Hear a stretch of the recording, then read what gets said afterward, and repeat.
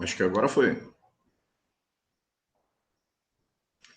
Acho que agora foi sim. Vamos lá. Dou as boas-vindas a todos. Esta noite ocorrerá a palestra do professor doutor Jorge Galvão, com o tema Uma Nova Constituinte para o Brasil.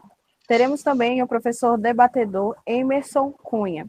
O evento será feito por uma palestra, um debate, e logo em seguida serão respondidas as perguntas dos participantes e também do público. Então, peço que todos que estão assistindo coloquem suas perguntas, dúvidas e questionamentos no chat do YouTube, que serão repassadas para o professor palestrante e para o professor debatedor. No mais, o evento teve apoio da Universidade Estácio de Sá, da Escola Superior de Advocacia, ESA Roraima, da Ordem dos Advogados Brasil, Seccional de Roraima. Desejo a todos um bom evento e passo a palavra para Vitor Paiva. Boa noite a todos. Agora apresento o palestrante, professor doutor Jorge Galvão, graduado em Direito pela Universidade de Brasília, com mestrado e doutorado em Direito do Estado pela Universidade de São Paulo. Atualmente é professor adjunto da Universidade de Brasília, professor do curso de pós-graduação do Instituto Brasiliense de Direito Público, advogado e procurador do Distrito Federal. Passo a palavra para o palestrante da noite, que terá 40 minutos. Boa noite a todos.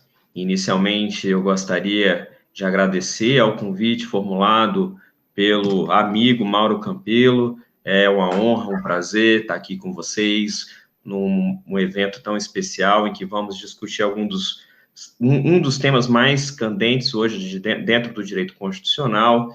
Cumprimento a Rafa Pina pela apresentação, doutor Vitor Paiva, doutor Leonan Melo, e especialmente o professor Emerson Cunha, que vai ser o debatedor nessa noite, e pretendo falar algumas palavras sobre esse tema, muito focado no debate que foi instaurado há pouco mais de 2 meses, a partir de uma palestra que ocorreu no Instituto de Direito Público, Instituto Brasiliense de Direito Público, ou IDP. Antes de entrar no tema especificamente, eu gostaria de lembrar aos senhores que o tema de uma nova Constituinte, a questão de se devemos ou não chamar uma nova Constituinte, não é novo. Só para lembrar algum dos momentos mais recentes, relembre-se os senhores que em 2013, durante as manifestações contra a Copa do Mundo, era contra o aumento da passagem de ônibus em São Paulo, enfim, aquelas manifestações que ocorreram em todo o Brasil, a presidente Dilma Rousseff, à época, ela sugeriu que fizéssemos uma constituinte exclusiva para tratar do sistema político. E naquele momento, então, houve essa proposta elaborada pela presidente Dilma, que depois foi retirada por causa das várias críticas que ela sofreu em razão dessa proposta. Mais recentemente, no segundo turno das eleições de 2018, o então candidato a vice-presidente, Hamilton Mourão, sugeriu também a edição de uma nova Constituição, afirmando que a Constituição brasileira seria uma Constituição muito prolixa, uma Constituição que deveria ser atualizada, uma Constituição que deveria ser escrita ele sugeriu, por acadêmicos, por pessoas, por uma comissão de juristas. Também, agora mais recente ainda, o presidente do Senado Federal, senador Davi Alcolumbre, no final do ano passado, sugeriu uma nova Constituinte para a questão da prisão em segunda instância. Se vocês bem se recordam, o Supremo Tribunal Federal, em dezembro, voltou atrás no posicionamento anterior e disse que a condenação, somente após o trânsito em julgado da condenação penal, poderia ser realizado qualquer tipo de custódia por parte do Estado, obviamente que retirando a questão da prisão preventiva. Mas esses fatos, todos me parecem que estão bem distantes da atual realidade do debate contemporâneo. O que aconteceu recentemente que despertou todo esse interesse no tema?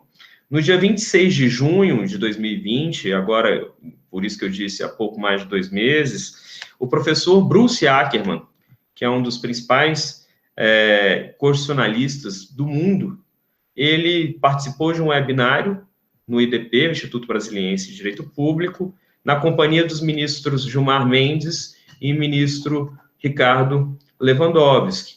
E nessa sua palestra, pegando todos de surpresa, o então professor disse que o Brasil precisaria de uma nova Constituição. E ele fala ele traça o panorama da seguinte forma. Ele diz o seguinte: o Brasil atravessa desde 2013 diversas crises política, econômica e agora uma crise sanitária. E ele diz que, na verdade, essas crises, elas surgem não em razão de um fato específico, um fato político específico, mas sim em razão de uma desilusão do povo com a Constituição de 1988.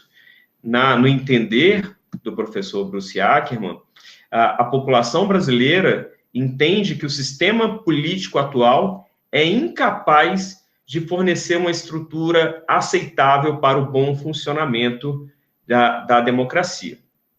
E, para isso, ele faz alguns achados, alguns recortes históricos e diz o seguinte: olha, lá na Constituinte de 88, 87, 88, houve alguns problemas que a gente precisa levar a sério.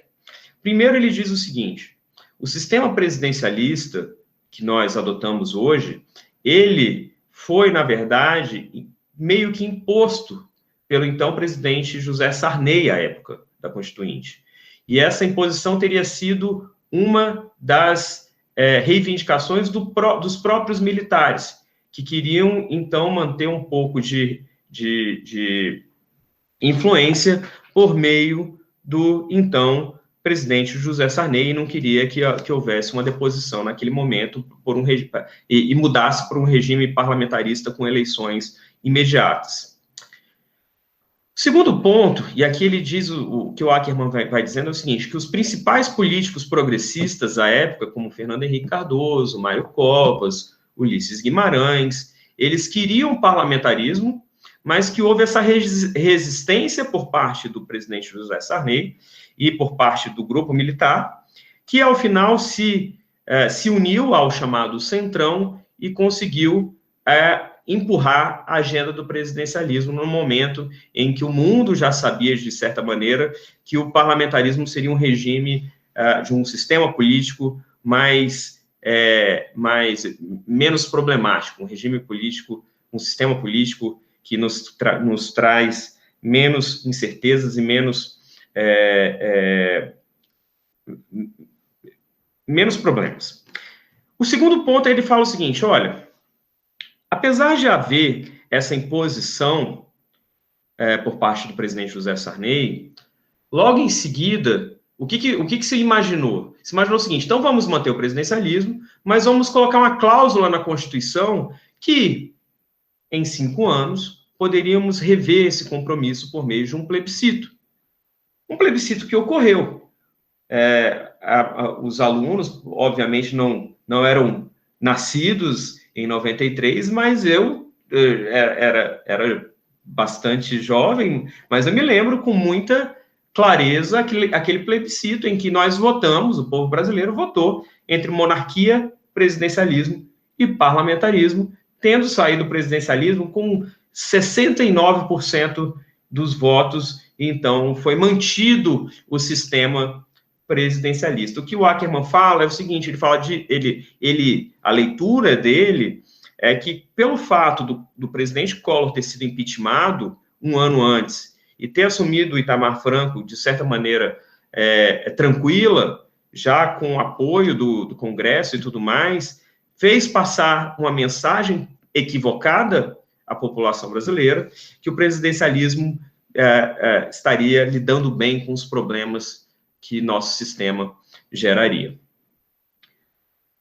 E o que ele diz hoje? Ele diz o seguinte: olha, o que O presidencialismo funcionou muito bem no Brasil, por incrível que pareça, até o primeiro mandato da presidente Dilma. E desde então, desde os movimentos de 2013, o que nós vimos foi uma série de crises relacionadas ao sistema presidencialista que não encontram mais solução dentro do nosso sistema. Então, ele vem dizendo, olha, o impeachment foi algo excepcional que não deveria ocorrer da maneira como ocorreu. Não é possível que 4 presidentes eleitos, 2 tenham sido impeachmentados. Falo do presidente Fernando Collor, Fernando Henrique, Lula e Dilma Rousseff. Dos 4, 2 foram impeachmentados. Agora veio o presidente... Aí ele diz, a eleição do presidente Bolsonaro é algo a se pensar, porque ele é muito extremista. Dentro de um sistema parlamentarista, jamais algum político extremista conseguiria assumir o poder, porque ele teria que compor com o centro, então ele não poderia assumir uma posição tão extremista, e isso ele faz uma crítica ao próprio modelo norte-americano, que também permite que extremistas ganhem a eleição, vençam as eleições, sem que tenham o apoio de mais de 25% da população.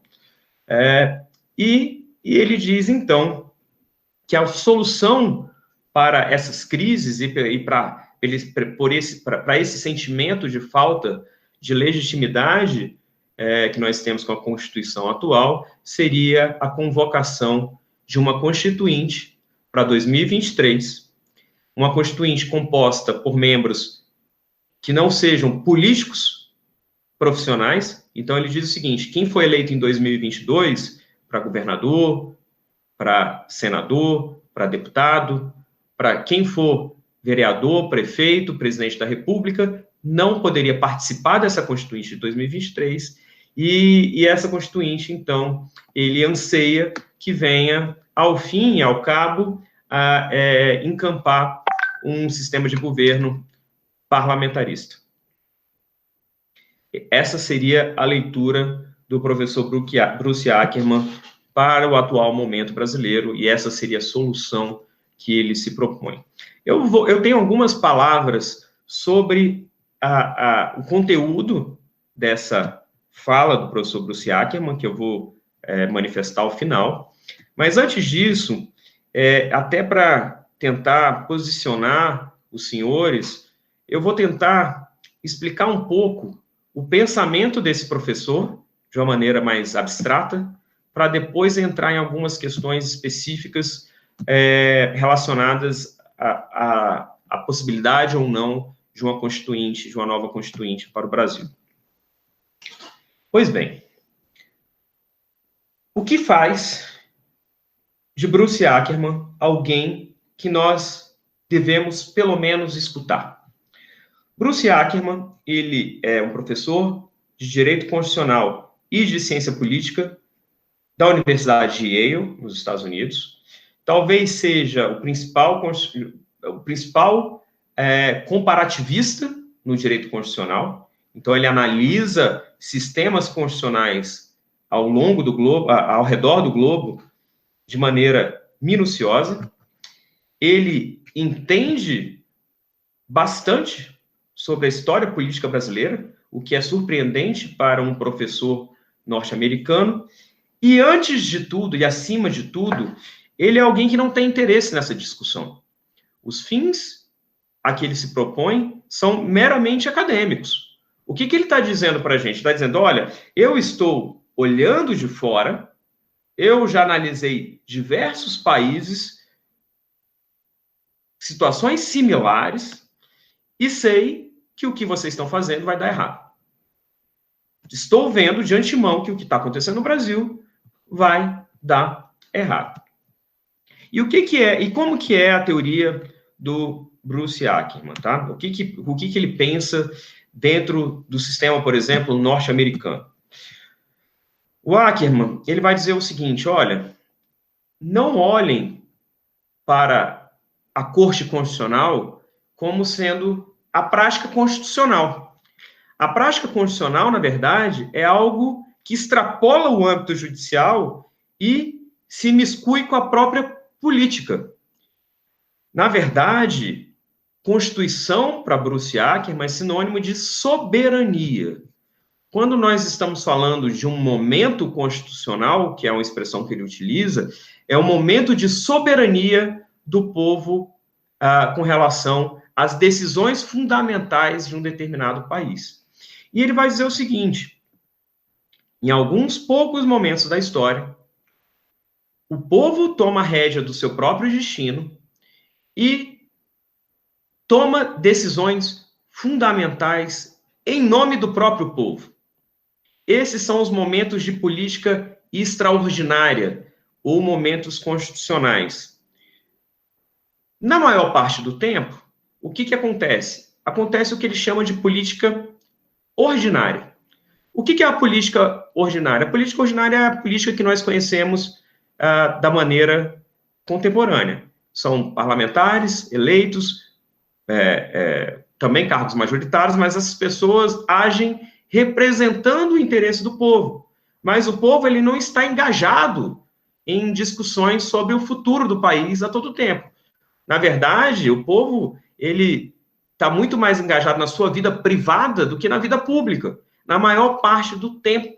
Então, um cidadão ele está preocupado em se formar em direito, ele está preocupado no seu emprego, ele está preocupado no casamento, em ter filhos,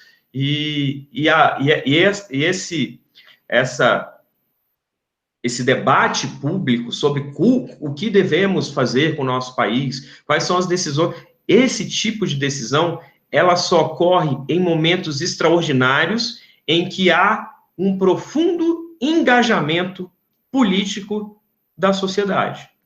São poucos momentos que ele entende que há essa participação popular que consegue criar uma nova Constituição. E quando eu falo que criar uma nova Constituição, é porque o povo, nesse momento extraordinário, nesse momento de profundo engajamento, ele toma decisões que passam, a partir dali, a vincular a política ordinária.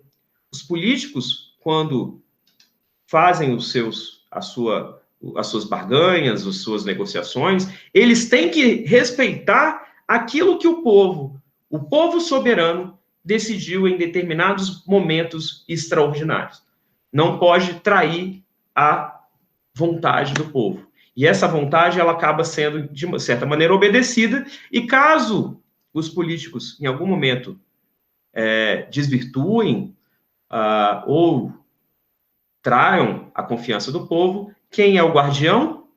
A Corte Constitucional, ou a Suprema Corte. Então, o papel da Suprema Corte, o papel de uma Corte Constitucional seria dizer para os políticos que eles não podem trair a vontade do povo nesse momento extraordinário. E ele vai dizer, olha, nos Estados Unidos, nós tivemos 3 grandes momentos constitucionais em 230 anos, 220 e tantos anos de Constituição. Ele vai dizer, foram 3 momentos. O momento da fundação, que é aquilo que nós chamamos, ordinariamente, de poder constituinte originário, que foi lá na Filadélfia, em 1787, em que houve a deliberação e depois o povo foi colocado à prova para ratificar aquela Constituição e ali teria nascido, num primeiro momento constitucional, o texto constitucional norte-americano. Aí ele fala, mas a Constituição americana, apesar de ser única, ela sofreu mudanças ao longo dos anos. Mudanças que indicam uma mudança de paradigma e não só de Constituição. E ele vai dizer que na reconstrução, no final do século XIX, durante a Guerra Civil de Secessão entre os estados do Norte e do Sul, os estados do Norte querendo acabar com a escravidão e os estados do Sul se contrapondo a isso. Ao final da Guerra de Secessão, como todos sabemos, os estados do Norte ganharam e impuseram 3 emendas à Constituição que foram aprovadas de maneira, como eu diria, informal, porque não obedeceu ao trâmite regular de aprovação de emenda. Mas essas 3 emendas, a 14ª, a 15ª e 16ª emenda, integram o texto constitucional e todos a respeitam, porque houve um momento constitucional em que o povo se engajou, em que houve uma guerra civil e que o povo ali deliberou que a escravidão seria errada e que todos deveriam ser tratados com igual respeito e consideração. E ali teria se instaurado um novo regime constitucional dali para frente. Então, vejam, um momento lá em 1787, um outro no final do século XIX, 1860 e alguma coisa, agora já não me recordo de cabeça. E o terceiro momento constitucional para ele seria o New Deal, que ocorreu após o crash da Bolsa de Nova York, depois de 29, então os Estados Unidos quebra, e o presidente Roosevelt é eleito e começa uma política de intervenção do Estado na economia, para impulsionar a economia, para um país que era extremamente liberal, que acreditava na mão invisível da economia. Essa intervenção foi algo bastante disruptivo, foi algo novo, e no primeiro momento houve até uma resistência da Suprema Corte, porque dizia, olha, esse não é o nosso compromisso lá atrás foi sempre de um Estado liberal, mas a partir de um engajamento maior da população, a partir de uma discussão mais ampla com relação a esse tema, ele entende que houve um momento constitucional que aderiu ao New Deal do presidente Roosevelt, e a partir de então a Suprema Corte passou a considerá-lo também como um compromisso a ser seguido. Então vejam, o que o Ackerman está dizendo para a gente? Para você mudar uma Constituição, você precisa de engajamento. Você precisa que o povo esteja ciente do que está fazendo e tome a decisão em seu próprio nome. E essa, sim, gente, isso é uma grande sacada. Quando ele escreveu isso na década de 90, os livros dele, We the People, volume 1, 2 e 3, são livros paradigmáticos no sentido de que revoluciona toda a teoria constitucional. E ele, então, a partir de então, ele começa a olhar com essa mesma lente para os demais países do mundo, dizendo, essa minha teoria constitucional, ela também funciona para entender o que acontece nos outros países ao redor do globo. E ele vai dizer o seguinte, quanto maior engajamento da população no momento constitucional, maior tende a ser a durabilidade, a longevidade dessa Constituição e maior tende a ser a legitimidade do sistema político que dali emerge. Ele olha para o Brasil e fala, bem, lá em 87, aparentemente havia realmente um movimento democrático na edição da Constituição de 88, mas nós tivemos alguns problemas históricos no processo da Constituinte. Quais problemas históricos? Ele primeiro fala, além dos que eu já citei com relação ao presidencialismo e com relação ao plebiscito, ele fala o seguinte, todo momento constitucional, ele é caracterizado pela existência de um líder carismático que, apoiado por um partido político, consegue ganhar eleições presidenciais definidoras de políticas públicas a serem implementadas. Ele fala assim, é muito difícil que o momento constitucional ocorra sem que haja um líder e sem que haja um partido político forte que consiga levar esse líder a uma eleição redentora, uma eleição que seja efetivamente divisora de águas. E ele olha para o país, para o Brasil, e fala, seu líder político, nessa transição, que não foi eleito com voto direto, mas tinha carisma, era Tancredo Neves. E Tancredo Neves falece antes de tomar posse, num momento trágico para a história brasileira, e quem assume era o vice dele, até hoje numa situação meio complicada, porque eu, como presidente, não havia assumido, ninguém sabia se o vice poderia assumir, mas assume o presidente José Sarney, que sabia que não tinha legitimidade. E ele é a pessoa que conduz esse processo constituinte, pensando muito mais no próprio mandato do que efetivamente em questões fundamentais para o sistema político brasileiro. E mais, essa nossa Constituição de 88, diferentemente da Constituição norte-americana, por exemplo, não passou por um referendo. E isso retira também sua credibilidade democrática. E o argumento dele aqui é plausível, tá, gente? Ele fala o seguinte, a Constituição de 88 esteve sujeita a lobby de todo tipo, porque sabiam os constituintes, à época, que isso não passaria pela aprovação de um plebiscito. Isso deixou a coisa mais frouxa. O acordo entre eles seria determinante para o conteúdo da Constituição e não a participação popular mais efetiva. Ele, olhando para tudo isso, diz: Brasil, você precisa de uma nova Constituição. Sistema presidencialismo. O presidencialismo de coalizão que vocês inventaram, ele está fadado ao fracasso. Ele levou a escândalos políticos como Mensalão, Petrolão. Ele levou a crises políticas agudas como impeachment de 2 presidentes. E ele tem levado o país a crises econômicas também. E por isso vocês deveriam pensar no Constituinte em 2023. Isso é o que pensa Ackermann, e é isso que está em jogo nesse debate atual, contemporâneo. Gente, o que eu penso com relação a isso? Primeiro ponto que me deixou um pouco assustado com relação ao que o Ackermann propôs foi o seguinte: olha, o que a gente precisa, dentro da teoria do Ackermann, para que haja uma mudança constitucional, seja por meio de uma nova Constituição, ou seja por meio de emendas à Constituição, é de engajamento. E nesse momento, eu não vejo a população brasileira engajada num processo político de mudança de paradigma constitucional.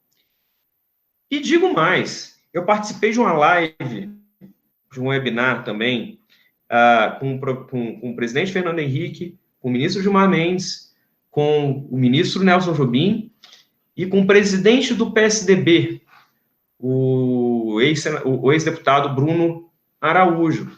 E uma das coisas que me marcaram nesse webinar foi que o presidente Bruno Araújo disse: olha, nem em 2013, nem em qualquer outro momento, nós, do PSDB, pensamos em aceitar uma constituinte exclusiva, como a Dilma queria, ou qualquer outro tipo de constituinte nova.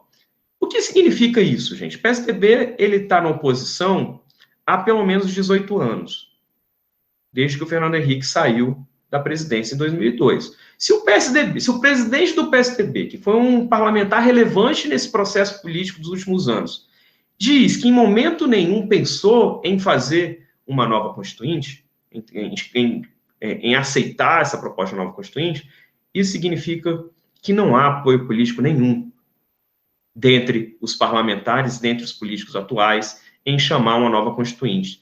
Nem me parece que a questão do parlamentarismo seja algo que esteja presente num debate pelo povo brasileiro. Então, olhando a teoria do Ackermann e o que ele está nos dizendo, o que me parece é que o debate está um pouco deslocado. Se ele acha que precisa de engajamento político, a gente não tem engajamento, então significa que nós não podemos ter mudanças constitucionais paradigmáticas como ele propõe com a nova Constituinte em 23. Então, essa é a minha posição, olhando o que ele escreve, olhando a teoria constitucional que ele tem e olhando para a nossa realidade. Tirando isso, e agora entrando para aspectos mais pragmáticos, a Constituição de 88, ela tem, apesar do sistema político não ser o melhor possível, a Constituição de 88 ela tem vários pontos positivos. E uma das grandes conquistas é o viés social, o viés de igualdade social que ela se propõe. Nós temos garantido, talvez o Brasil tenha o maior rol de direitos fundamentais consagrados em uma Constituição no mundo. E vários direitos que tendem a diminuir as desigualdades entre ricos e pobres são previstos nessa Constituição, que tem esse grande mérito. Ela é uma Constituição, para usar uma palavra do professor Marcelo Neves, ela é, no mínimo, uma Constituição simbólica. Ela tem um simbolismo especial, ela tem uma áurea, e todo mundo olha para essa Constituição e diz: nós avançamos. Nesse ponto, nós tivemos várias conquistas. Então, a gente, ao endossar, por exemplo, o que o Ackermann está dizendo, de uma nova Constituinte, nós estaríamos sujeitos a abrir mão dessas conquistas. E essas conquistas, de fato, estariam em risco, tendo em vista a polarização atual do país. Então, para que haja uma disputa entre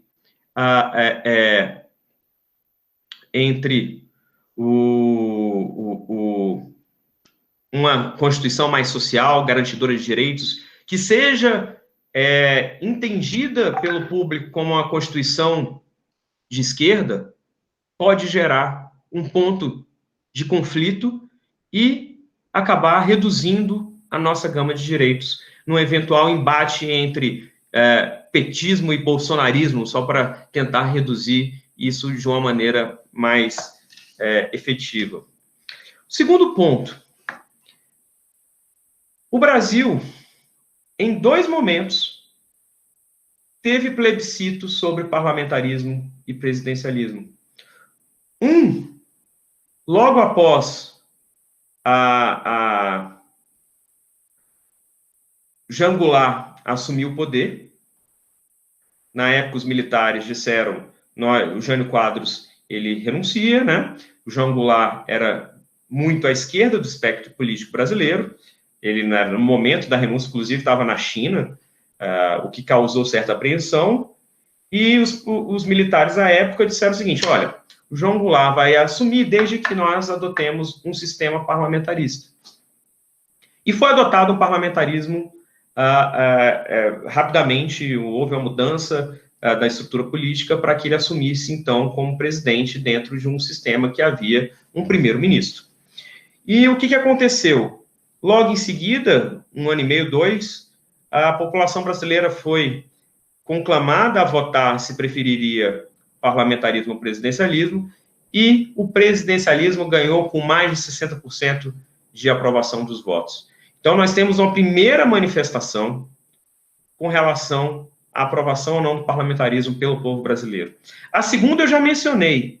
Em 93, de novo, o povo brasileiro foi conclamado a decidir se queria o presidencialismo e o parlamentarismo, e chegamos com quase 70% à ideia de que o presidencialismo seria o melhor sistema de governo.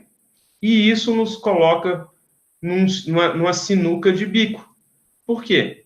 Porque poderíamos, por exemplo, por meio de emenda à Constituição, mudar o sistema de governo. Essa é uma proposta, por exemplo, do ministro Gilmar Mendes. Ele elaborou uma proposta de emenda à Constituição que foi endossada por algum parlamentar que eu não sei qual é, ou por um terço de deputados ou um terço de senadores, que tramita no Congresso sem muita esperança de ser emplacado, mas a questão que surge é, poderiam os deputados e senadores mudar o sistema político brasileiro, ou seria necessário um novo referendo, por paralelismo de forma?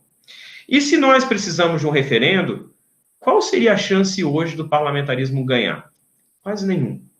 Talvez nós não entendamos muito bem o funcionamento de um regime, de um sistema parlamentarista, e a população brasileira, por desinformação, os cientistas políticos falariam isso, por desinformação, escolheriam novamente o presidencialismo.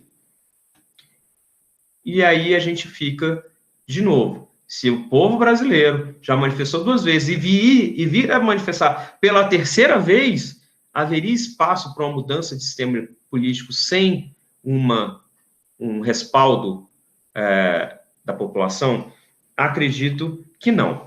Esse ponto, por sua vez, ele é contestado pelo ministro Nelson Jobim, que foi, à época, constituinte, né? Ele participou da comissão de sistematização da Constituição de 88. E ele diz assim, olha, isso é uma questão mais casuística do que efetivamente uma questão de escolha política. Os 2 plebiscitos foram muito enviesados, o plebiscito, naquela época do João Goulart, não foi um plebiscito normal, porque queriam passar a perna num presidente, um vice-presidente que assumia a presidência. Depois, o plebiscito de 93, ele foi confuso.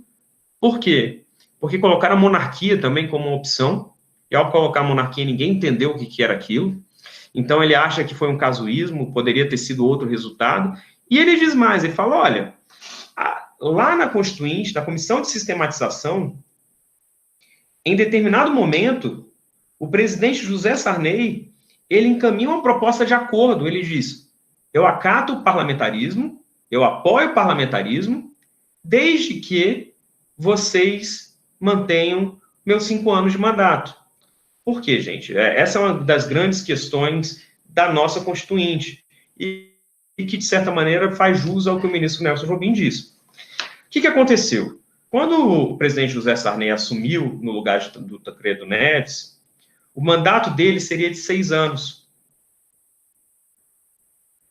E ele, sabendo da sua falta de legitimidade, ele vai a público, logo que assume, e diz, olha, eu me comprometo a ficar só 5 anos. Ele abre mão de 1 ano de mandato, logo no primeiro ano, para tentar conquistar um apoio do Congresso, conquistar um apoio da população. E ele diz assim, olha, eu estou abrindo mão, eu vou fazer uma constituinte, esse processo, quando acabar, eu já vou estar saindo, e vocês fiquem tranquilos. Acontece que, tanto Ulisses Guimarães quanto Mário Covas, eles viram a oportunidade, então, de assumir o poder. Eles estavam muito populares na época da Constituinte. O presidente da Câmara, Ulisses Guimarães, era o presidente do MDB, ou na época já PMDB, e o Mário Covas era o líder do PMDB, que era o maior partido, na Constituinte. Então, os dois estavam numa disputa de poder para ver quem seria o protagonista daquele processo político que acabou desembocando na Constituição de 88. E os dois olhavam para o Sarney e diziam, vamos encurtar para 4 anos. Ele já abriu mão de 1 ano, mas nós não vamos nem aceitar esse 5º ano dele. Vamos diminuir para 4 e logo que a Constituição for promulgada, ele sai, nós fazemos uma eleição aqui indireta e o Ulisses teria todas as chances, com Mário Covas também, de ser o primeiro-ministro no sistema parlamentarista. Então, quando o Sarney encaminha essa proposta de, olha, vamos adotar o parlamento, isso ele conta, tá, gente? Tem um livro do Luiz Macluff, 1988, Os Segredos da Constituinte, com entrevistas de todos os principais personagens ainda vivos da Constituinte. E uma das entrevistas é com então o presidente José Sarney. E ele diz claramente, ele fala, olha, eu encaminhei uma proposta dizendo, eu aceito o parlamentarismo desde que vocês não toquem nos meus 5 anos. E o Mário Covas, que estava internado no hospital, recebe essa proposta e diz que não aceita. Que não aceita, que ele queria 4 anos de parlamentarismo, que não ia aceitar o 5º ano do mandato do presidente José Sarney. E essa confusão, ela gera uma série de atritos, até que o José Sarney ele consegue angariar o apoio do Centrão e ganha as duas coisas. Ele ganha o presidencialismo e os 5 anos.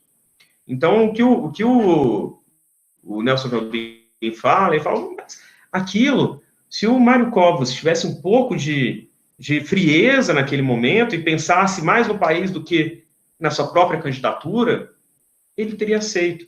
E nós teríamos um regime parlamentar. Então, ele fala, foi um casuísmo encontrar o líder do PMDB no Congresso querendo 4 anos porque estava de olho no mandato. Então, ele fala, o que ele está dizendo é o seguinte, você pode mudar o parlamentarismo. Em determinados contextos políticos, você conseguiria sem um plebiscito e sem eventual engajamento político, como requer, por exemplo, o Bruce Ackerman. Mas essa é uma visão, a gente tem um problema a ser enfrentado, que é a questão do plebiscito que já foi votado em 93. Outra questão que o Bruce Ackerman levanta é, olha, nós precisaríamos de uma constituinte composta por pessoas não políticas, tá? Porque os políticos sempre têm a intenção de manter o seu mandato.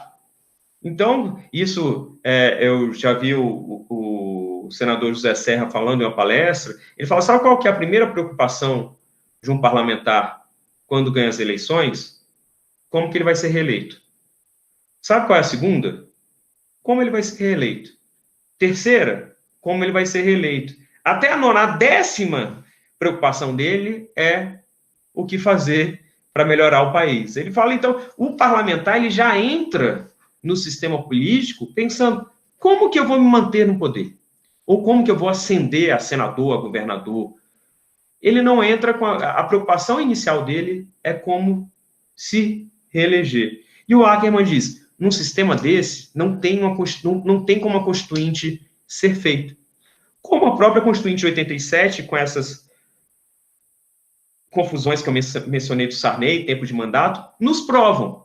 De fato, nos parece que pessoas que têm um interesse no próprio sistema político não conseguem reformá-lo de maneira adequada, com algumas ressalvas. E aqui que a gente precisa entender quais são essas janelas de oportunidade que surgem no debate político. Por exemplo, lei da ficha limpa. Por que os parlamentares, contra os seus próprios interesses, aprovaram a lei da ficha limpa? Essa é uma pergunta que nós devemos nos fazer e tentar entender o contexto político da época e verificar quais são os inputs que levam à edição de algo como a lei da ficha limpa. E, além disso, nós tivemos uma reforma política em 2017 que ainda não está em vigor, que é a Emenda Constitucional 97, que acaba com as coligações nas eleições proporcionais. Isso vai, com certeza, reduzir o espectro hoje de 25 partidos no Congresso para 8, 9 partidos, o que vai tornar o país muito mais governável, muito mais próximo de uma governabilidade que hoje nós não temos. E isso foi uma reforma que eles mesmos fizeram. Dizem que o Supremo pressionou, que ele iria passar uma decisão que iria restringir, mas tudo isso não consegue justificar a aprovação de uma emenda desse porte. Mas, voltando à questão da Constituinte exclusiva de pessoas não políticas. O que também o ministro Nelson Jobim disse nessa palestra, e que eu achei bastante interessante, é impossível, do ponto de vista pragmático, que os políticos aceitem uma Constituinte exclusiva de não políticos. Porque quem está no poder não vai aceitar quem não tem poder ditar o que eles podem ou não fazer. Então, na verdade, o que nós precisamos entender é quais são esses inputs mesmo para que os próprios políticos façam essa reforma de maneira adequada. E eu, terminando aqui minha exposição, digo que tenho bastante esperança nessa reforma produzida pela Emenda Constitucional 97, mas cujos resultados nós só vamos ter em 2023, que é quando o Ackermann propõe essa Constituinte. Então, no mínimo, eu esperaria 2023 para ver se realmente nós precisamos de uma Constituinte. Mas essas são as reflexões colocadas sobre o tema atualmente, que foram, como dito, expostas por um dos grandes expoentes mundiais do constitucionalismo comparativo e que nos trazem a refletir sobre o tema e a colocar essas questões que não são questões fáceis, são questões complexas, de difícil resposta e que merecem um maior, para usar uma expressão dele, um maior engajamento do povo com relação aos seus resultados e suas propostas.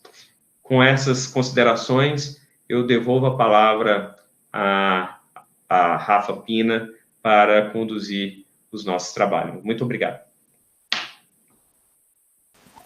Nós é que agradecemos, professor, por esse momento, por essa palestra, pela sua explanação, que foi tão esclarecedora de um assunto assim que está sendo tão atual, né, tão debatido e estudado por vários juristas da nossa área. Então, agora eu gostaria de passar a palavra para o Vitor Paiva. Agradeço ao professor pela excelente palestra e agora apresento o professor debatedor da noite, o professor Hermerson Alan Carvalho Cunha, graduado em Direito pela Faculdade de Direito de Boa Vista, especialista em Direito Civil e Processual Civil pelo Centro Universitário da Amazônia, atualmente mestrado em Direito Público e Evolução Social. é professor de graduação e pós-graduação do Centro Universitário Estácio da Amazônia. Professor, o senhor tem 30 minutos para a fala. Obrigado, Vitor. Eu esqueci de pedir para você não ler o currículo, para eu não me sentir apequenado na frente do doutor Galvão e do doutor Mauro Campelo, né? Imagina. Bom, eu agradeço logo de imediato ao doutor Mauro Campelo pela gentileza de me receber aqui no seu espaço, e agradeço também, doutor Mauro, pela escolha do palestrante principal, não poderia ter sido melhor, doutor Galvão, parabéns. Parabéns pelas palavras, pela percussiência, pelo esclarecimento, né? Eu confesso que estava pensando qual seria, né, a sua abordagem, e realmente ela foi muito grata, né? É assim que eu me sinto, né, depois da sua exposição. Eu aproveito, mas é óbvio que eu também não me furtaria ao debate, senão estaria desonrando o convite que me fizeram, não é, professor? Então, já peço desculpas pela ousadia, né, de indagá-lo e suscitar um pouco mais o debate, na tentativa de aprofundá-lo, por certo. Eu tenho a impressão, acompanhei a assertiva do Dr. Ackerman, né, gerou um certo debate interno, né, professor Lênio Streck respondeu lá na sua coluna do Conjur, e o doutor Lênio, inclusive, na oportunidade em que ele respondeu, ou tentou, né, estabelecer um diálogo ali com o professor Ackerman, ele disse, olha, bom, veja,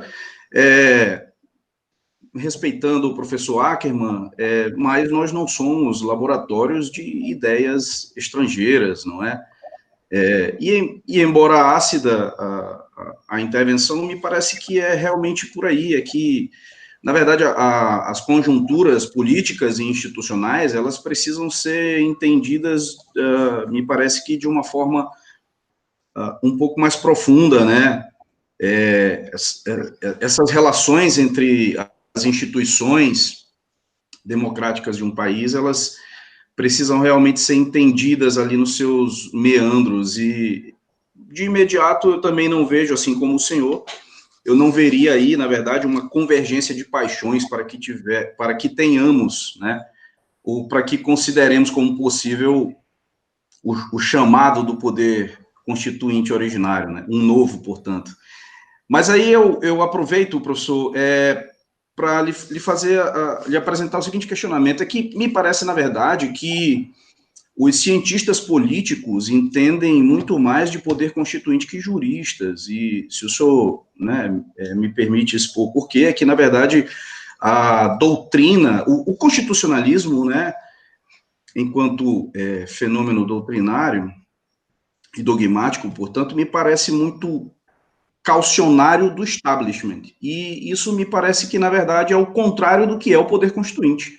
O poder constituinte é uma força avassaladora e muito arraigada em inspirações revolucionárias, portanto. Então, o que eu percebo, de certa forma, na doutrina é um tratamento, eu diria que um pouco descolado das principais características que tem o poder constituinte, né? E aí, pelo menos a meu respeito, no Brasil, o melhor doutrinador a respeito da matéria, para mim, continua sendo o Gilberto Bercovitch, né?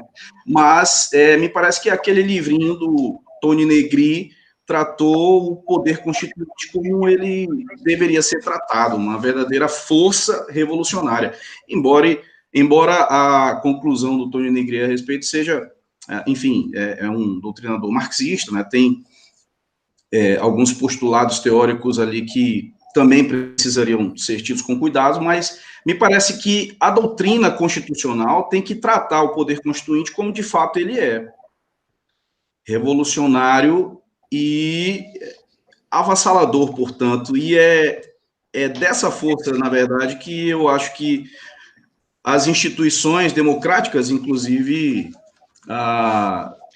deveriam temer, né? Temer no seguinte sentido, que uma força sem domínios, ela poderia, inclusive, nos levar para mares que antes nunca foram navegados, não é? E nada o pararia. Mas, ao mesmo tempo, eu também percebo que esse tratamento da doutrina, né, meio calcionária de um establishment, acaba também diminuindo as potencialidades que a reforma, que o poder constituinte, enquanto reformador, poderia proporcionar. E aqui eu vejo como perfeitamente possível um poder constituinte parcial, por exemplo, ou como proposto no passado, ou como se discute em alguns setores específicos da doutrina, reforma política, né? O poder constituinte setorial. Agora, por certo, me parece também que isso deveria partir não de uma comunidade de ilustres, porque isso também não me parece ser o poder constituinte, né? Mas me parece que poderia sim vir das ruas, e poderíamos discutir, enfim, como fazê-lo, com a observância de que também temos que ter cuidado com uma espécie de poder constituinte que também nos assombra, que é aquele que muito parece com um constitucionalismo plebiscitário, né? Essas consultas à população que acabam reduzindo questões complexas da reforma de forma maniqueísta até, me parece que causam muito mais danos do que esclarecimento. Enfim, eu devolvo esses questionamentos ao doutor e, mais uma vez, agradeço a oportunidade.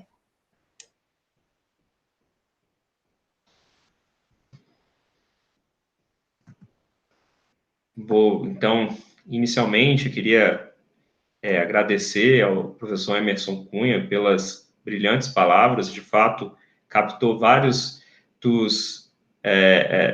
das aflições que também tenho com relação ao tema, talvez não tenha explicitado, mas compartilho de várias das suas reflexões. Mas eu vou falar, eu anotei aqui alguns temas, porque são muitos temas, e temas que acabam nos trazendo várias reflexões. Vou falar uma por uma, na ordem que eu anotei. Com relação ao professor Emerson, da ideia do professor Lênin Streck de laboratório de ideias estrangeiras, eu vi vários constitucionalistas brasileiros dizendo, olha, como é que um sujeito vem lá dos Estados Unidos e quer nos dar lição, né? Ou do tipo, não entende a nossa realidade e quer nos dar conselhos, por que ele não vai dar conselho para o sistema americano, né? Então, são vários autores falaram nesse tom. E confesso que meu primeiro approach também foi esse approach. Até que eu, conversando com um professor, colega meu, ele falou assim, Jorge, mas você não acha que a gente devia se preocupar com o que ele está falando, ao invés de simplesmente rechaçar com um argumento meio contextual, né? Dizer, olha, ele não entende nosso contexto, então não dá para... E isso me trouxe mais preocupação do que alívio, porque, de fato, se tem voltando, o próprio professor Emerson disse, ele é um cientista político que analisa sistemas de vários países e está chegando a uma conclusão que a coisa não está andando bem no Brasil, uma pessoa desinteressada, eu acho que talvez dentro dessa discussão nós devêssemos abandonar esse argumento do Lênin Streck e tentar debater a ideia em si. Porque, veja, é quase que um conselho. Ele está nos dando um conselho. E menosprezar esse conselho simplesmente pelo fato de que ele não entende a realidade brasileira, o que faz sentido, porque ele comete alguns erros históricos na sua narrativa, mas no contexto mais amplo, a longo prazo, ele está entendendo o que está acontecendo no Brasil. E ele demonstra entender isso em suas palestras, em seus livros, e isso para mim, me causou uma certa apreensão. Então, assim, eu entendo o posicionamento do Lênin Streck, confesso que no primeiro momento eu tomei a mesma atitude, mas depois eu comecei a tratar isso com mais cuidado, se faz sentido mesmo o fato dele ser americano, o fato dele não estar aqui, ou se nós deveríamos, por que ele não é brasileiro, por que ele não tem interesse, por que ele não tem poder a ser mantido, ele não era a pessoa que deveria nos aconselhar. Mas, pensando um pouco no que você disse, professor Emerson, de fato, assim, como eu disse, me causou estranheza ele querer propor uma constituinte, sendo que a teoria dele sempre exige engajamento. E nós não temos engajamento. Ele quer com isso fazer o quê? Ele quer acender o fogo do engajamento. Eu acho que isso não vai acontecer. O Bruce, se ninguém aqui encampar, se nenhum político brasileiro encampar, se a população não achar que é o momento para isso, não vai ser o Bruce Ackerman, de fato, lá de New Haven, Connecticut, que vai conseguir fomentar esse engajamento no Brasil. E isso nos traz um pouco na questão sobre o que seria o poder constituinte. E nesse ponto, essa ideia de poder constituinte revolucionário, poder constituinte avassalador, eu vou tentar pensar pragmaticamente como o próprio professor Emerson pensou. Eu entendo que a ideia de poder constituinte, que nasce lá na base de CEE, na questão dos três estados na França, que levam à Revolução Francesa, que a burguesia, e, enfim, nosso imaginário de que o poder constituinte originário surge desses momentos, que o próprio Ackerman fala de extraordinário, mas o que nós vemos na prática é que nem sempre isso acontece, e nem por isso deixam de ser instalados novos regimes constitucionais. Então, por exemplo, em alguns países, o que ocorre, na verdade, é uma aliança entre o establishment político e em algum movimento político que tenta, de certa maneira, pressionar uma nova composição, um novo arcabouço político. E o establishment fala, olha, olha e fala, olha, se eu te der uns carguinhos aqui, isso não resolve o seu problema. E, às vezes, as constituições são feitas dessa forma, de uma maneira acordada.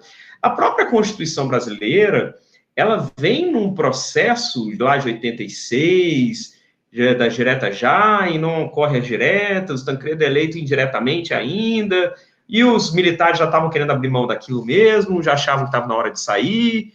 Aquilo foi um certo acordo entre as elites brasileiras e, de certa maneira, com respaldo popular. Mas, em alguns casos, sequer há respaldo. Em alguns casos, é um acordo mesmo entre elites e movimentos que surgem, mas que não angariaram ainda o engajamento popular total.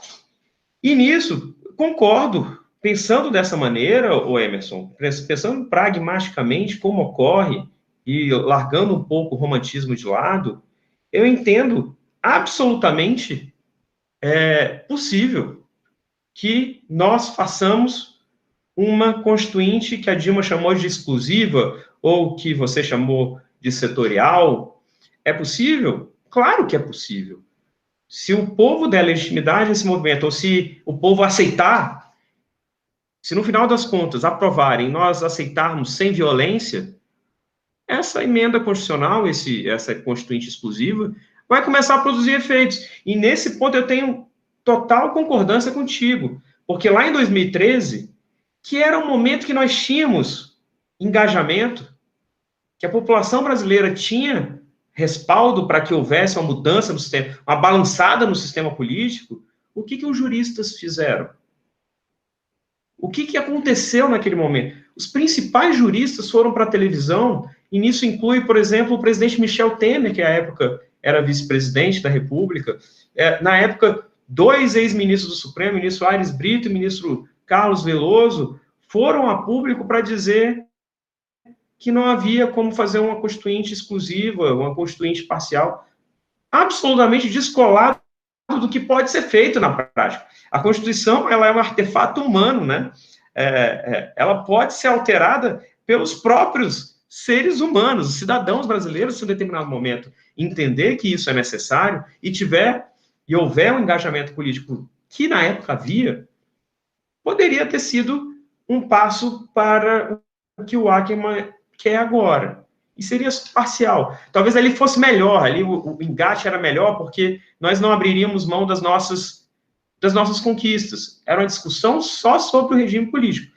Já uma constituinte mais ampla, ninguém sabe o que vem por aí, né? O que sai de um processo político novo, no meio de uma sociedade absolutamente polarizada, num fla-flu muito exacerbado. Então, eu sou muito mais simpático a uma constituinte setorial e não acho que haja impedimento para que isso seja feito. Agora, é claro que precisa de um aceite da sociedade, de alguma forma. Isso precisa se legitimar de alguma forma. Eu acho que são esses os temas, eu não sei se ficou faltando alguma coisa, se o professor Emerson quiser complementar alguma coisa.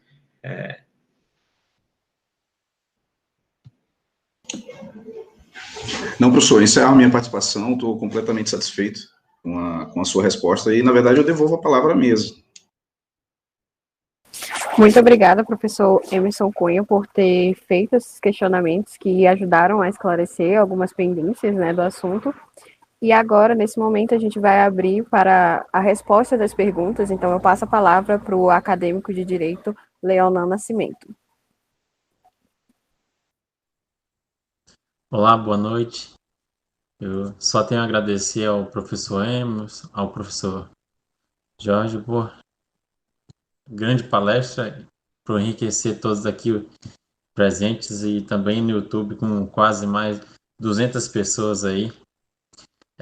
A primeira pergunta é o seguinte, os países da América Latina mudam as constituições relativamente rápidas.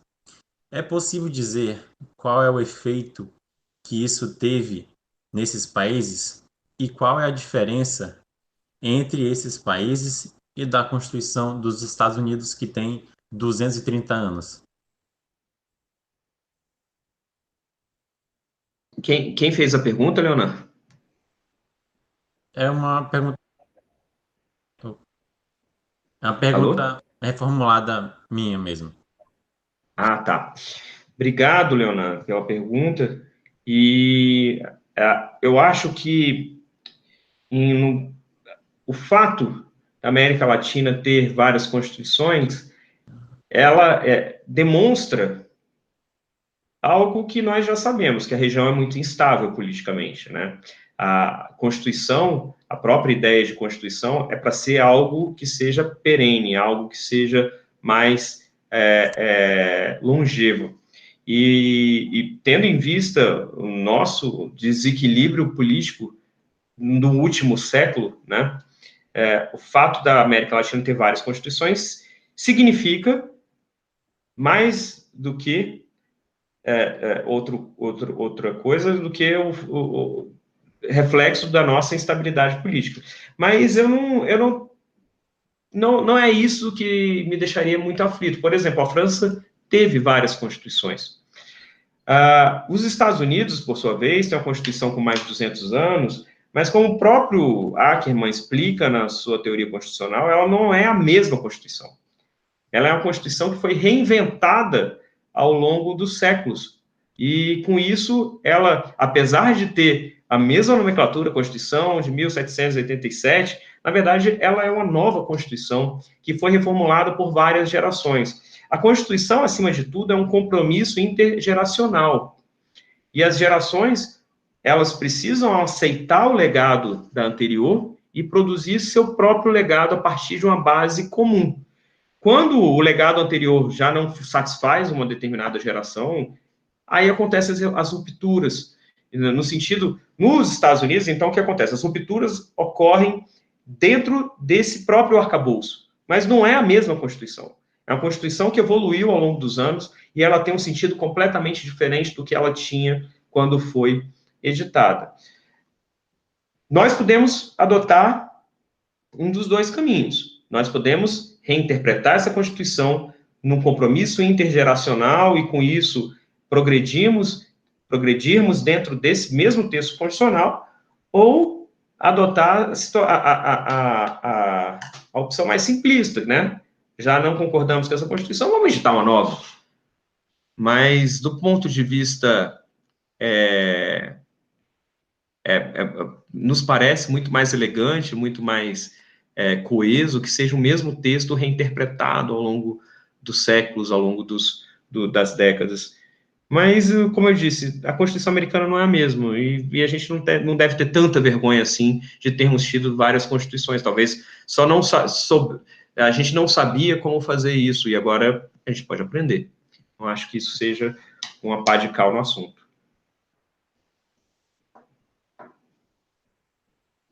Agradeço pela excelente resposta. Tem uma pergunta da Iana, que é do YouTube. Deixa eu só ler aqui. Qual seria a solução proposta pelo sistema parlamentarista? Quais são os maiores interessados nesse sistema? Seria mesmo o povo? Estaria o povo consiste do poder constituinte para fazer o uso dele? Por que o Ackermann, ele sugere que nós adotemos o regime parlamentarista? Na visão dele, o regime parlamentarista ele consegue acomodar muito melhor os interesses, porque você não pode ser alguém muito extremista para assumir o poder. Você sempre tem que compor com o centro, com a maioria dos políticos, para assumir o poder, e nisso você não pode ser alguém extremamente radical. Já no sistema presidencialista, como essa eleição ela é plebiscitária, no final, no segundo turno, você tem só 2 candidatos, é possível, como ocorreu, por exemplo, nos Estados Unidos, que alguém que tenha o suporte de menos de 25% da população, 20%, 15% da população, acabe vencendo nas urnas um outro candidato que possui uma rejeição maior do que aquele que está sendo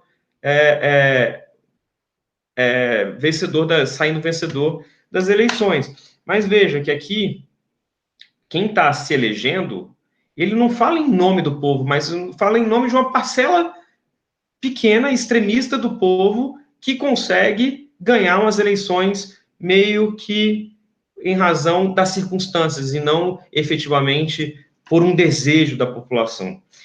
A par disso, existe o seguinte problema. Como que funciona o sistema presidencialista no Brasil, que a gente chama de presidencialismo de coalizão, né? Presidencialismo de coalizão. Hoje, o presidente da República, ao ser eleito, ele não possui uma base no Congresso. Para vocês terem uma ideia, o Congresso, a Câmara é composta por 517 deputados, e o PSL, que foi o partido do presidente Bolsonaro, que já fez uma grande façanha, porque era um partido que tinha 2 deputados na legislatura passada, ganhou 10% das cadeiras, 50 e alguma coisa, 52, 53 deputados, agora não lembro de cabeça, acho que era 56, acho que 56 foi o PT e o PSL 52 ou 53. Com 10% da Câmara, ele não consegue aprovar nada. E como que ele faz para aprovar os seus projetos, então? Porque toda reforma constitucional exige 3/5 da Câmara e do Senado, toda lei complementar exige maioria absoluta dos membros da Câmara e do Senado, leis ordinárias exigem maioria simples, ou seja, estamos falando de pelo menos aí uns 200 deputados. Como que ele consegue ganhar o apoio desses parlamentares? A gente tem que imaginar qual que é a lógica dos políticos quando entram no cargo. Qual que é a lógica, que eu já disse para vocês, a lógica é querer se reeleger. Então, quando ele entra com essa perspectiva de se reeleger, o que ele precisa? Ele precisa de cargos no governo, ele precisa que o presidente o apoie, inaugurando obras relacionadas às emendas parlamentares que ele viabilizou, ele precisa aparecer em público e, por exemplo, se ele assumir um ministério, se ele assumir uma estatal, ele vai ter uma maior visibilidade. Já se rendeu ao chamado centrão. Por quê? porque ele precisa aprovar os seus projetos, ele precisa aprovar auxílio emergencial, ele precisa aprovar o novo projeto de casas, que esqueci o nome, o Renda Brasil, ele precisa aprovar a reforma administrativa, a reforma da Previdência, e para ele aprovar, ele precisa do apoio do Congresso. Para ter apoio do Congresso, essa base tem que ser cooptada. No parlamentarismo, a lógica é outra. O primeiro-ministro, ele, além de ter que ser do espectro mais central do que dos extremos, para conseguir angariar a maior parcela, a maioria já do Congresso, o governo já nasce montado. Você não tem que depois sair negociando. As pessoas que se uniram ali já montaram o governo e não vai haver mais essa cooptação. Então, a diferença do presidencialismo e parlamentarismo, do ponto de vista político, que o parlamentarismo traz melhores resultados do que o presidencialismo. Isso não é uma questão de soberania, quem é que vai governar, e sim mais uma questão de estabilidade e de promover menos crises do que temos no Brasil hoje. Essa seria a pergunta, agradecendo a Iana pela pergunta e devolvendo a palavra ao Leonan. Obrigado, professor. Tem mais uma pergunta, que é da Késia Belfort. Ela faz a seguinte pergunta: qual seria, então, o regime político moderno? Qual seria o regime político que não está fadado ao fracasso? Será mesmo que o problema é o parlamento ou é o povo que não entende sobre política?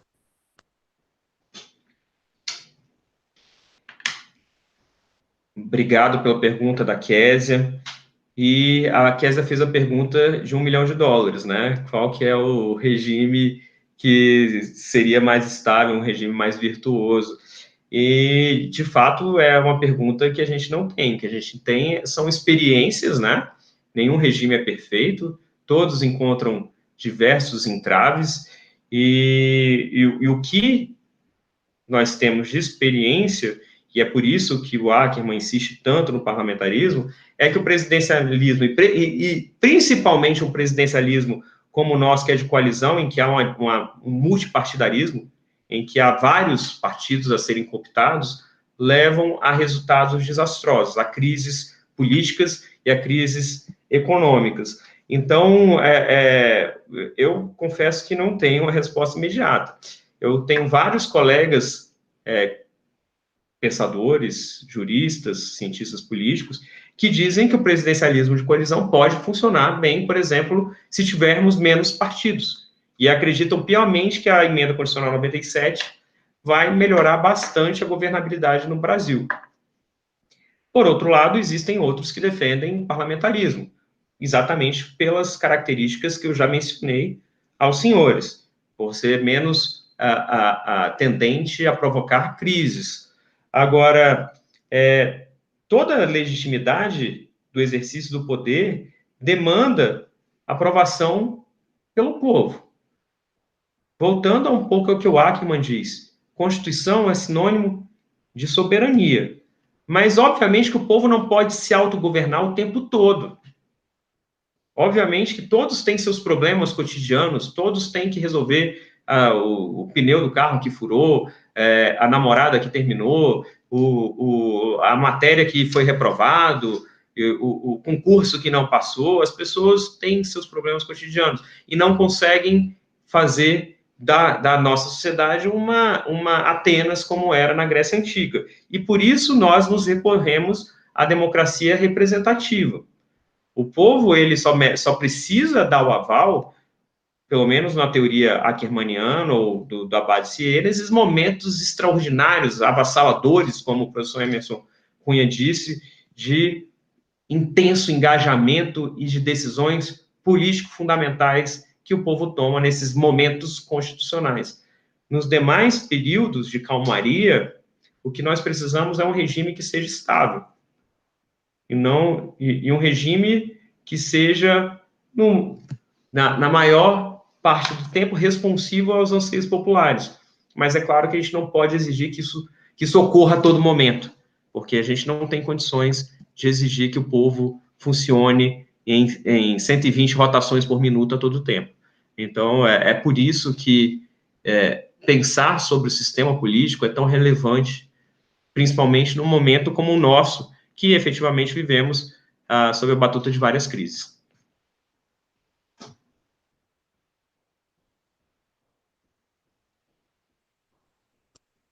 Uma última pergunta para encerrar aqui. O senhor acredita que convocar uma nova Assembleia Constituinte seja positivo em algum caso?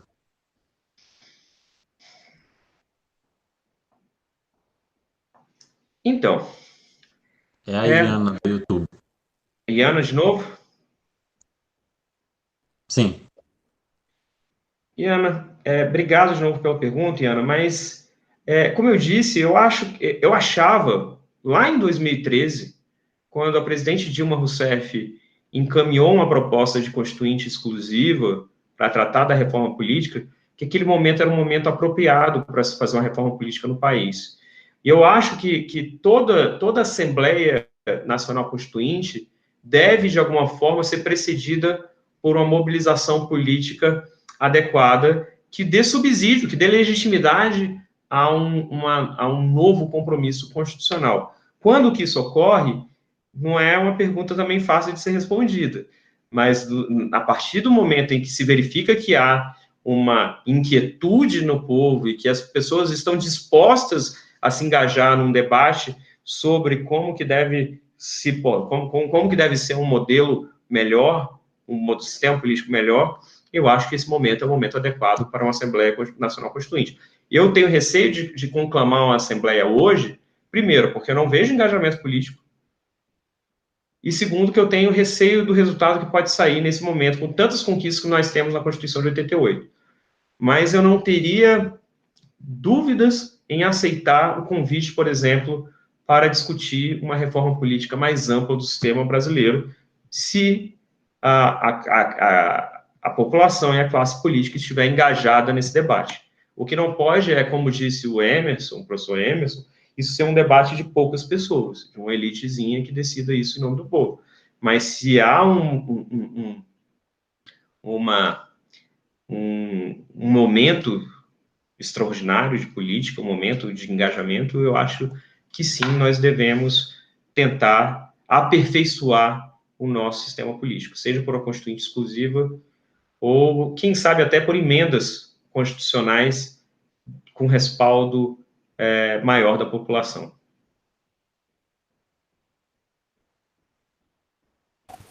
Leonan, dá tempo para fazer mais uma pergunta, se quiser.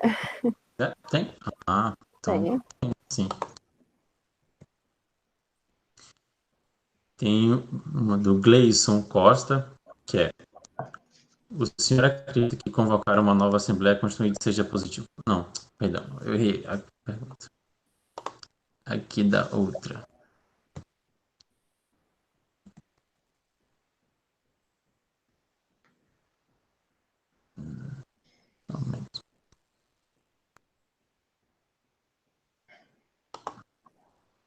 Somente.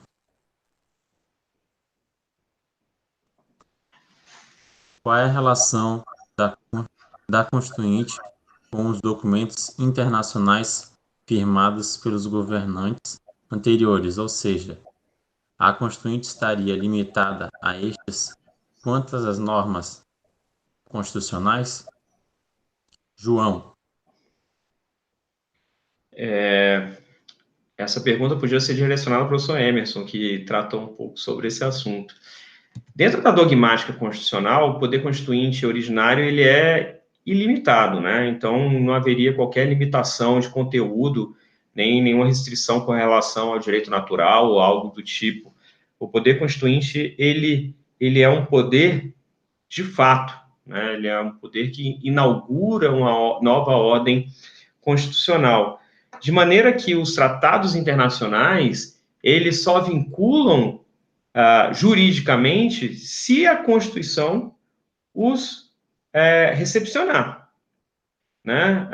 Então, se determinado tratado internacional vier, em determinadas circunstâncias, contrariar o que diz a nova Constituição, não há dúvida que esse tratado ele foi revogado pela nova Constituição, e é isso que nós vemos, por exemplo, na jurisprudência do Supremo Tribunal Federal, com relação às normas pré-constitucionais, aquelas que não se compatibilizam com a ordem de 88, são consideradas revogadas. Agora, numa perspectiva democrática mais ampla, numa perspectiva de uma nação que tenta evoluir, que tenta fazer o melhor para si, esses tratados internacionais, notadamente os de direitos humanos, eles deveriam ser respeitados, e o que nós vemos na prática, pelo menos com a Constituinte de 88, é que eles acabam sendo, de fato, internalizados no próprio texto constitucional.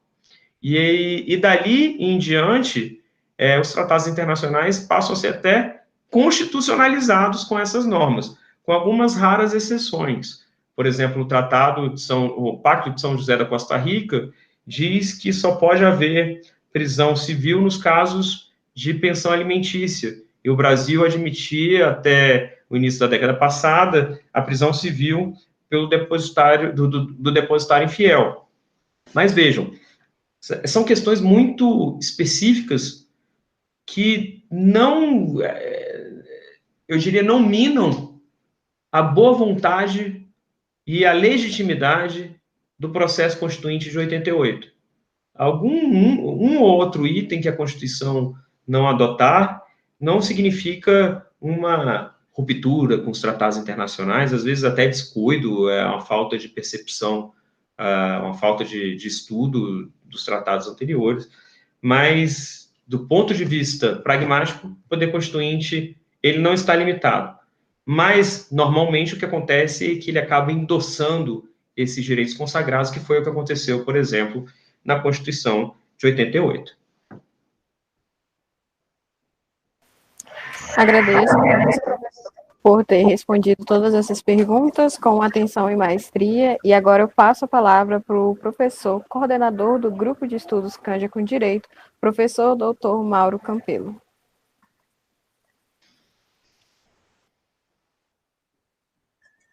Primeiramente, quero dar meu boa noite a todos, que estão participando pelo YouTube de mais um Canja com Direito, nossa terceira aula magna, e agradecer de coração ao nosso amigo professor Jorge Galvão, não poderia ser de outra forma, essa belíssima palestra que ele nos brindou nessa noite, fazendo uma análise perfeita, não só do momento político, não só da importância de se discutir a temática sobre uma possível constituinte, os seus efeitos, trazendo os principais teóricos, os principais pensadores, a favor e contra.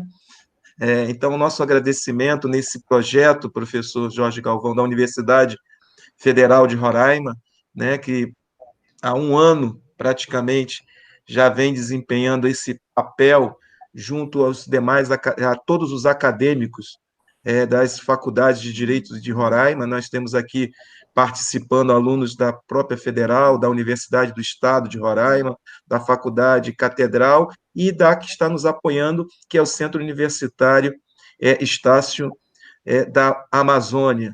Então, nós estamos aí com mais de 200 participantes, um número bastante expressivo para a nossa região, e também transmitindo, nós temos aí pessoas de Brasília, de Alagoas, do Rio de Janeiro, diversos estados também da federação aí, completando e integrando essas 200 e poucas pessoas que estão participando dessa aula magna. Então, nossos agradecimentos de coração.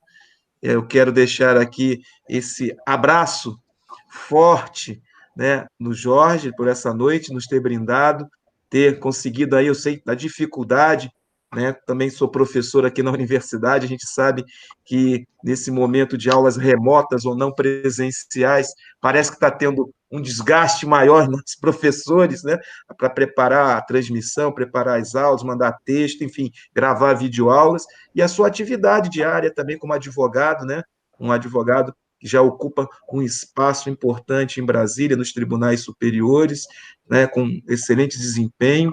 Então, eu sei da sua agenda, a dificuldade, mas prontamente o professor Jorge Galvão aceitou esse convite.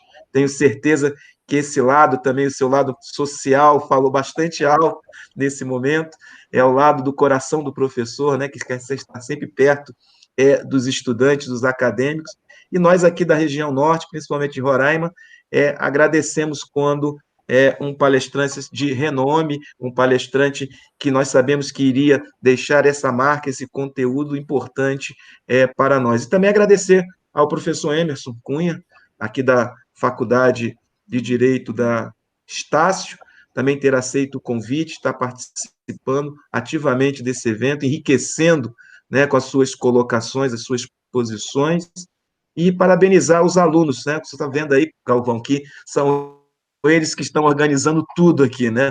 O cerimonial, a parte da transmissão, tem o grupo das perguntas, e aí eles vão fazendo um rodízio aqui, cada hora aparece um para participar desses eventos. E a ideia é essa, fazer uma vez por mês a gente está realizando uma live, e com certeza, quando passar essa pandemia, com certeza você estará fazendo uma presencial aqui conosco, é o meu compromisso de trazê-lo aqui para que possa participar, e esse abraço seja um abraço físico realmente, né? Que a gente possa estar aí se abraçando e transmitindo com todo carinho, né? Retribuindo essa noite maravilhosa que você nos proporcionou. Temos aqui, inclusive, professores da Universidade Federal do curso de Ciências Sociais, de Ciências Políticas, que também estão participando e ficaram encantados com a sua palestra, com a sua fala. Então, eu só tenho que agradecer a minha fala como coordenador aqui do projeto de extensão universitária da Universidade Federal de Roraima. Devolvo, então, a palavra ao cerimonial. Obrigada, professor Mauro. Eu, em nome dos alunos, que agradeço por essa oportunidade de estar fazendo parte desse grupo de estudos que tem agregado tanto na minha vida acadêmica e principalmente nos conhecimentos, pela experiência de estar organizando esses eventos. Estamos na terceira aula magna e teremos eventos futuros. Então, a todos aqueles que estão assistindo, convido a se inscreverem no nosso canal do YouTube, que teremos eventos posteriores. Espero que tenham gostado. Agradecemos principalmente a Universidade Estácio de Sá, que nos apoiou imensamente, que esteve do nosso lado, vai fazer a emissão do certificado. Então, todos aqueles que assinaram o formulário de presença aí no chat do YouTube vai receber o seu certificado em até 60 dias, ok? E também agradecer ao professor palestrante, que trouxe um assunto que agregou muito, principalmente por estarmos estudando a questão de direito constitucional agora no grupo de estudos, e foi um assunto que, pelo menos, eu vi sendo debatido em vários webinários desse semestre, principalmente nesses que estão sendo online, trazendo juristas, estudiosos e até mesmo políticos para falar um pouco mais sobre essa possibilidade de nova constituinte.